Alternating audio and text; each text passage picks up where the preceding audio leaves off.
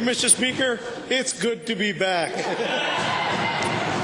It's well known that the Premier was once a great admirer of progressive leaders such as Joe Clark and Peter Lougheed, who believed in tax fairness. Even Ralph Klein used it to balance the budget.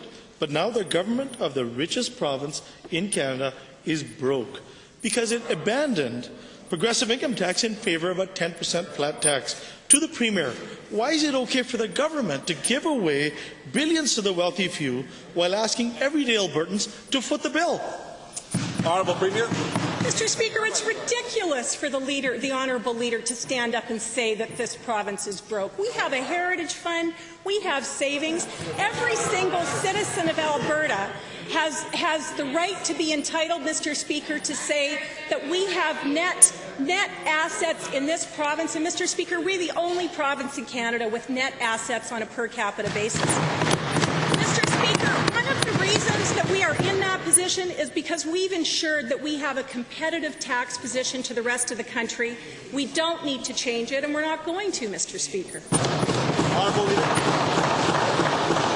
Mr. Speaker, what's ridiculous is that in a boom they can't balance the budget. The Premier doesn't have the courage to ask the wealthy to pay a little more.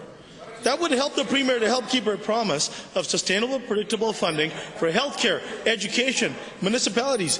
Instead, the Premier is ignoring common sense, reason, and 70% of Albertans who are calling for a progressive income tax instead of cuts. Why, Premier? Why are you ignoring 70% of Albertans who want tax fairness? Honourable Premier.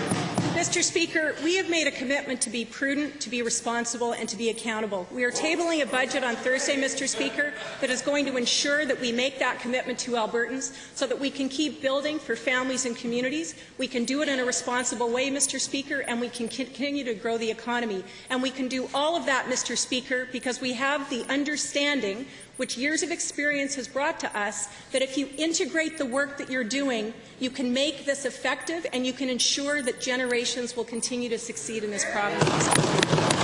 Honourable Leader, final supplemental. Thank you, Mr. Speaker. The Finance Minister said it was important for this government to show how lean and mean it can be. Again, to the Premier, who exactly is your government planning on being mean to? Nurses, teachers, students, the Mayor of Calgary? Are seniors trying to get more than one bath a week? Because clearly, government is pretty nice to their wealthy donors. Honourable Premier, if you wish. All right. Oh, okay. Oh, yes. Thank you, Mr. Speaker.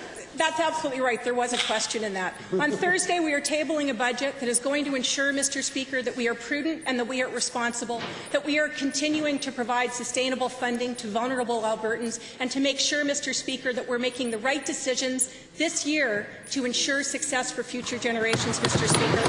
That's what Albertans asked us to do last year, and that's what we'll do, Mr. Speaker.